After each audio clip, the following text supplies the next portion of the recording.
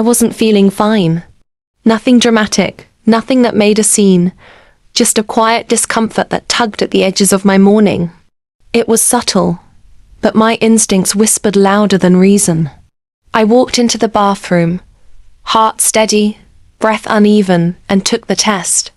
The result appeared with quiet certainty, and my world shifted. The pregnancy unfolded like a gentle story, uncomplicated, kind to my body and spirit. I remember the fluttering movements, the way I would pause just to feel the life blooming inside me.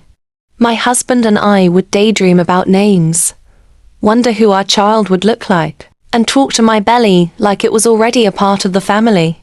We were preparing, nesting, loving a future we hadn't yet held in our hands.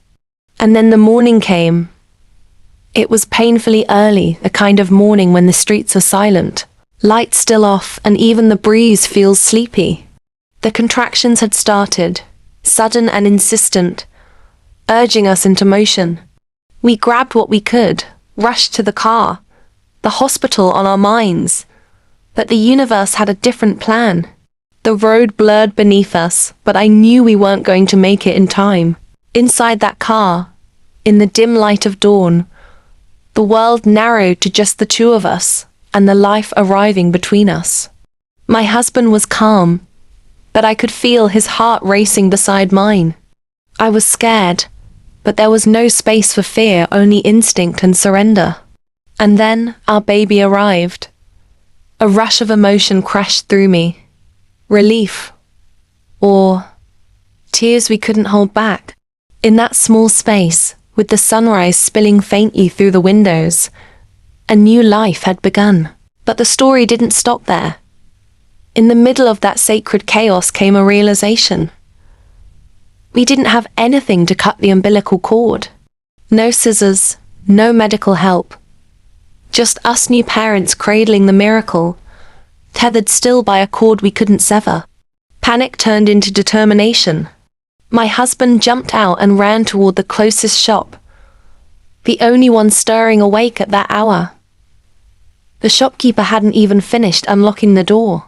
Breathless, my husband asked for a razor blade, and somehow, in that quiet miracle of timing, we got one. That tiny blade held the weight of the morning.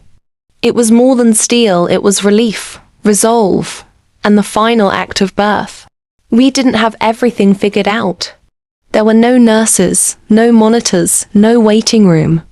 Just courage, love, and the raw beauty of becoming parents on a quiet street with the sky just beginning to soften. The razor blade in my husband's hand glinted against the faint morning light, a strange symbol of relief, sharp and silent. He handed it to me like it was treasure. And in that moment, we weren't just new parents. We were warriors who had come through something primal and unforgettable. I looked down at my baby. There they were, tiny, sacred, real. Eyes tightly shut, skin still wrinkled like a prayer unfolding. The first cry pierced the quiet air inside our car, raw and beautiful. It wasn't just a cry. It was a declaration. I'm here. A sound so small and yet loud enough to echo inside my heart forever. I held them close, wrapped in whatever cloth we had, whispering words I didn't even know I had memorized. Promises of love, gratitude, awe. My husband looked at us with disbelief and devotion. I remember his hands trembling as he brushed a finger over our baby's cheek. There were no doctors, no sterile hospital room. Just us, cradling new life in a parked car, held together by love and adrenaline. The sun began to rise. It painted gold across our windshield, touched my baby's face like a blessing. The street came slowly to life, vendors opening shops, commuters starting to stir. But inside that car, time stood still. I felt a shift inside me. Not just physical but emotional. Like a doorway had opened, one I had crossed through and left behind the version of myself who had never held this child. I was a mother now of strength, of softness, of fierce devotion. Even after we made it to the hospital, the nurses were amazed.